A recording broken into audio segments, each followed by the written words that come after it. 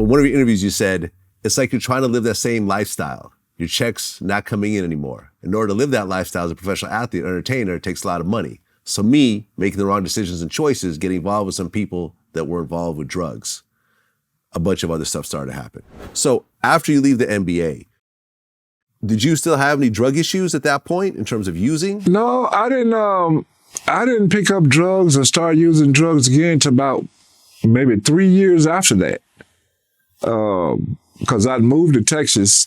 I moved in July, the month of July, I moved to Texas, and we started going out. I started going out with people and hanging out different places, and then people started smoking weed, and hey, I just fell right in the crowd. I was like, I'm not playing ball anymore, so why not? Then I got, moving around with the wrong people. Okay, because you got arrested for drug possession twice in 96 and 97. Right. Was that just for marijuana? That was just marijuana. Okay. And when you say the type of people you were hanging out with were the wrong type of people, who were you hanging out with exactly? Well, at that time, drug dealers, guys that I knew were drug dealers, because I can tell, I grew up around them all my life. I know what they look like. I knew they were. But at that time, I didn't care. I was finishing basketball. I didn't care who I hung around with. Well, a couple years later, you went from smoking marijuana to actually selling marijuana. So what exactly was the transition point of you going from using to selling? Well, see, at first I was smoking a lot of marijuana, and I was doing a little cocaine at the point in time. And then this guy told me, when I was spending money, he said, man, it looked like, the dumbest thing in the world for me to listen to was, you should stop doing drugs and sell them, because way more people now, you can make more money. And I've got to thinking like, dumb as that thought is like, yeah, I could stop and start selling drugs and make that. I said, yeah, then I can get back to having the money like I used to. Dumbest idea in the world. And I started doing it. I started selling drugs and started making a lot of money. Well, I mean, most drug dealers, more or less try to stay under the radar, be inconspicuous. Here you are, a 7-footer. I was under the radar. I still was under the radar. You're still under the radar. It's a 7-footer. The most conspicuous guy in the whole city, essentially. I didn't look like your average drug dealer. I didn't run around with these cars and chains and jewelry. I didn't run around with all like that. I just, when you see me, I probably was dressed in everyday wear or probably basketball gear. I didn't. It was just the people I was hanging around with, they were being watched way more than me. Right. So I wasn't expecting to doing all that.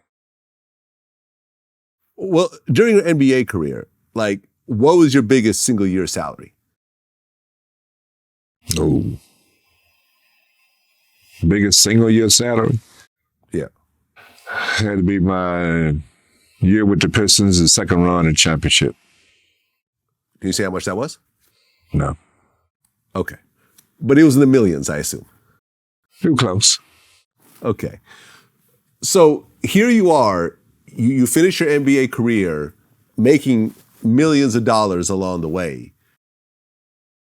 By the time you were done, did you have money put aside? Did you invest it, or did you pretty much blow it all while you were playing? Well, back in those days, we weren't getting money like they get now.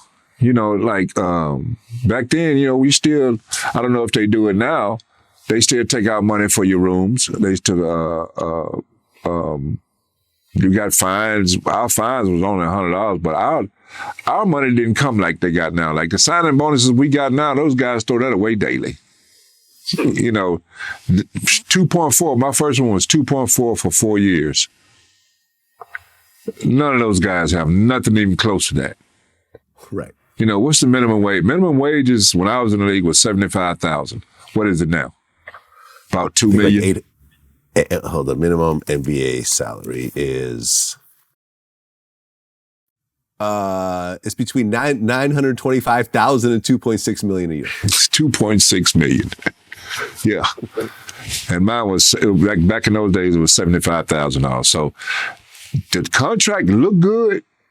The paperwork and all that looked good, but you don't get that. Right. I mean, there's taxes, there's managers. And you pay taxes everywhere you play. You know, in some cities, you got to pay taxes there. And you got to pay for your hotel rooms. Then you got to pay for everything where you live. You know, all your bills and liabilities. So. Okay. So essentially, by the time you were out of the league, you didn't have a huge amount of money put aside. Right. So you started drug dealing. And did you start with marijuana or cocaine initially? I started with marijuana first. And I used to sell a lot of weed. And it just got to the point to where it was like it wasn't doing enough for me. So then I ventured off into selling cocaine. Okay. And I mean, the cocaine game is a whole lot more serious than the marijuana game. Mm-hmm. It's a lot more deadly, a lot more violent. There's a lot more ripoffs. Right. You know, I dabbled in that game in my early 20s and I got right the fuck out of it. Yeah. It was, I quickly learned it was not for me. Mm-hmm. It was not for me. So you started actually, you know, selling coke. And I mean, at the height, were you moving kilos? Not from the start. Not from the start. From the start, I started off small and then got into the bigger packages later on. Okay. Did you think at that point, oh, okay, I might get caught. Let me stop.